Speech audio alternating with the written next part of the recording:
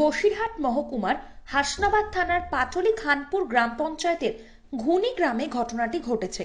বছর 23-এ সুশান্ত জানার সরস্বতী পুজোর দিন ভাগ বাটোয়ারা নিয়ে ঝামেলা হয় প্রতিবেশী যুবকদের সঙ্গে।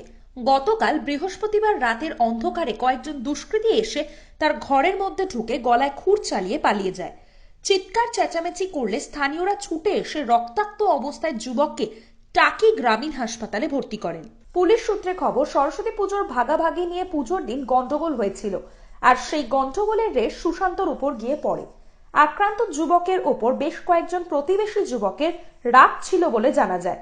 যুবক নিজেকে বিজেপি কর্মী হিসেবে দাবি করলেও সূত্রের খবর, পুজো নিয়ে যুবকদের দুপক্ষের মধ্যে গন্ডগোলের জেরেই আক্রান্ত হয়েছে সুশান্ত জানা। আমরা বিজেপি সংগঠন, আমাদের আরএসএস এর সদস্য। আমরা বিজেপি পার্টি করি। ইতিমধ্যে আমাদের কয়েকটা ছেলে ওখানে থাকে, একই ক্লাবের সদস্য সবাই। আমরা সরস্বতী পুজো করি।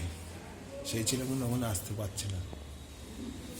না আসার পরিপ্রেক্ষিতে ওরা আজকেরা আমি বাড়িতে শুয়ে আছি। আমার মা মারা গেছে, আজকে শ্রাদ্ধ হচ্ছে। কম বেশি বাড়ির থেকে লোক ওখানে গেছে। বাড়িতে তালা দেওয়া ছিল না, আলগাই ছিল। ইতিমধ্যে আমাকে এসে জোর করবে। আমি তখন লেপ গায়ে দিয়ে শুয়ে থাকি। আমি এখনো স্নান করিনি। ইতিমধ্যে আমি লেপ গায়ে দিয়ে শুয়ে থাকি।